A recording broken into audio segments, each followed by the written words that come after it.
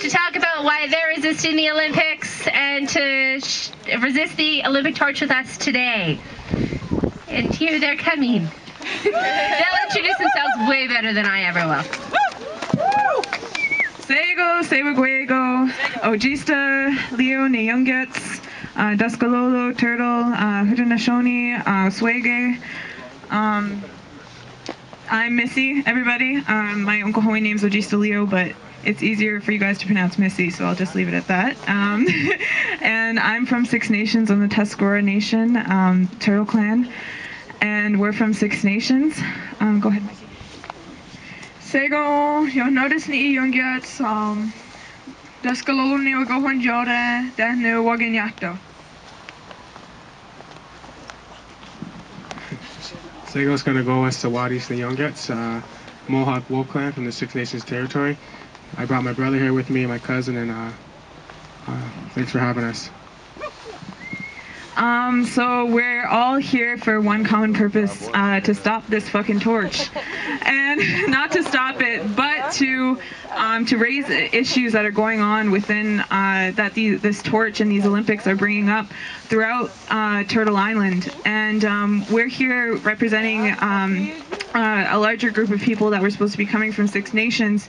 And we're here to basically give that voice, that Ongohoe voice, to tell you guys why it is so necessary for everybody to be here today, and it's so necessary to get that message out there that what Canada is doing to Ongohoe people. This torch represents, they say it represents peace, they say it represents unity, they say it represents love and friendship and friendly competition, peace between nations. And we're here to break that image because all of us here are obviously educated on what this Olympics actually represents. What they're doing in BC is a monstrosity. What they're doing there is they're blasting the mountains.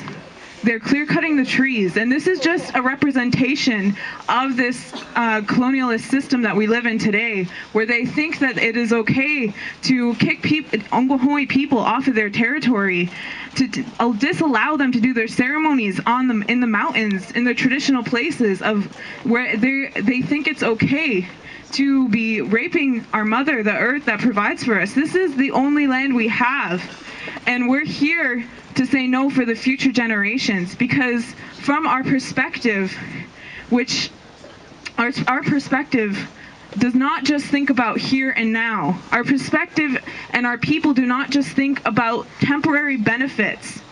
We think about the future generations, and this is extremely important to take a stand against this and expose it to the entire, on the international arena, that Canada is not what they seem to be. This is not about peace and love. They're destroying the land, they're making tons of people homeless, and they're really disrespecting Ongohoe sovereignty.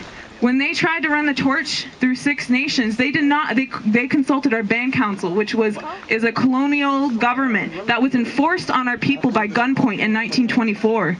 They did not consult, they did not come to our chiefs, they did not come to the people, and this is what they continue to do on a daily basis. And it is our time to stand up and say no to this system, to say no to this, and that we're not going to take this any longer. That we're going to stand like our ancestors did against all odds, and we're going to do everything we can to protect our way of life for the future generations, protect this land, and fulfill our responsibilities. Because we're here not for fame, not for glory, not for any of those things. We're here to fulfill our responsibility to the land and to the future generations.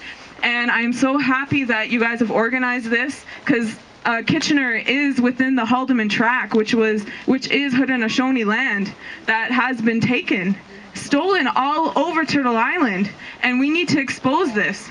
Canada refused to sign the Declaration, the United Nations Declaration on the Rights of Indigenous People, and yet they expect us to smile and dance for them, and to make it look like they have good relations with Ongohoe people, which is not the case. So we're here to take a stand and say that we are here for the future generations, and we aren't going anywhere. We remember our ways, and we will not put them aside, not even for a day.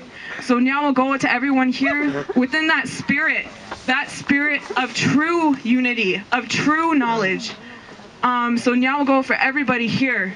that stands here, recognizing the responsibilities and acting on them, because that's where the true power lies. Nyawa Goa.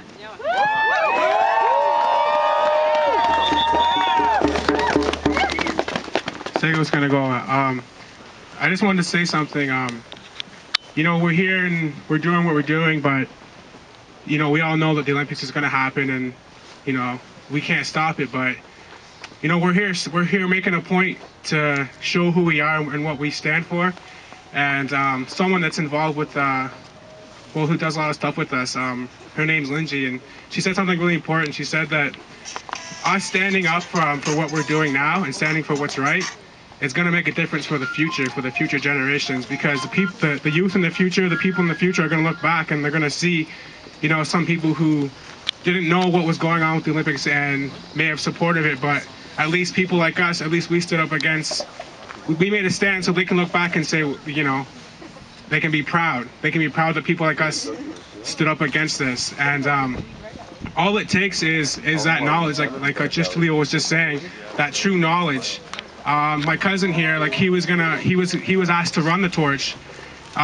He's a good athlete, like he's a student, you know, like he's a good guy, and they asked him to run the torch, and he was going to, you know, he had no problem with it. Well, that's because he didn't know. He lacked that knowledge, and he spent some time with us, and we informed him of what's going on with our Mother Earth and with all the injustice that's happening out there. And he said he's not running that torch, like, ever. So, you know, like, here he is right here, and we should give him a hand for that, because that's my cousin right there, and I'm proud of him for that, because, you know, it's when you're in that sort of like mindset, you know, that capitalism and all that stuff, all those nice things, you know, it's hard to turn down these nice things, but you know, he turned that down because he didn't want to sell out. He didn't want to do that to his people.